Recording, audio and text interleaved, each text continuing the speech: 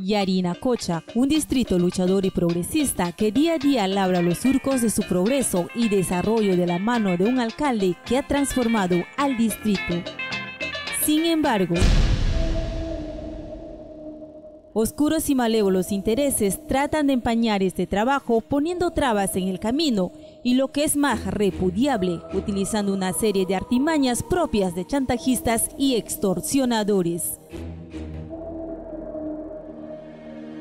Desde hace algún tiempo atrás, Edwin Díaz Paredes ha venido siendo objeto de un acoso por parte del ex candidato a la alcaldía, Gilberto Arévalo Ribeiro, oscuro y sinuoso personaje quien a lo largo de estos últimos años solo ha sabido destilar odio, maldad y venganza, y que mediante sus más cercanos colaboradores ha insistido varias veces por una reunión, según él, para llegar a un arreglo. Es ante tanta insistencia y con el afán de conocer de propia parte de sus reales intenciones, Edwin Díaz Paredes decide reunirse con Jesús Neira, sujeto enviado directamente por este.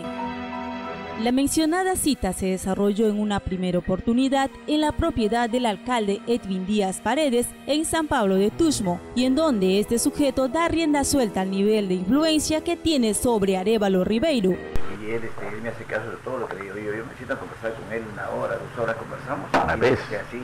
¿Ah? A veces te hace caso. Agrega que Gilberto Arévalo está al tanto de todas las coordinaciones que se está haciendo, que no se preocupe, pese a que a su alrededor existe gente negativa. Sin embargo, él garantiza que el acuerdo se cumpla. Como siempre, desde que hemos comenzado en esto, a trabajar y que hablo con usted, él está estrictamente al pie de la letra, así tenga esa gente negativa atrás, pero yo lo jalo de la mano. ¿Usted cree que a mí no me interesa que si usted solucione con Gilberto esto? Yo le aseguro a usted 100% que se va a solucionar. Yo me voy a encargar de eso. Durante una parte del diálogo, Jesús Neira deja entrever que no solo está interesado en el arreglo económico, sino que también ofrece sus servicios para trabajar en seguridad ciudadana, toda vez que, según sus propias palabras, es un entendido en la materia por ser un ex miembro de la Policía Nacional y que un proyecto sobre el particular se lo presentó en su momento a Gilberto Arévalo Ribeiro. Mi especialidad es serenazgo.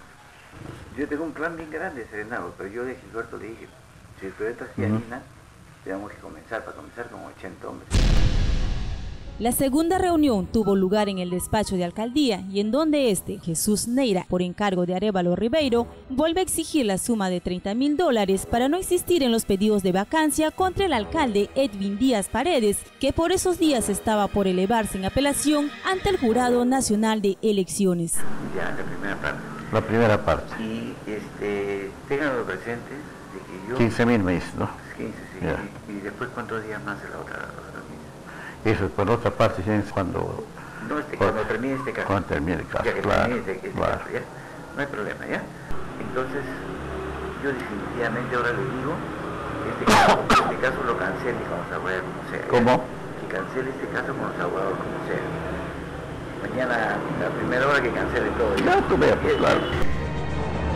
Queda claro que la persona de Jesús Neira es un activo colaborador de Arévalo Ribeiro, como se demuestra en el siguiente video de la pasada campaña electoral, efectuando declaraciones en contra del triunfo electoral del entonces candidato a la reelección Edwin Díaz Paredes. Fraude que hubo en Yarina, que se encontró en el colegio Diego Ferrer, se encontraron las ánforas con las actas, y eso pasó a la fiscalía.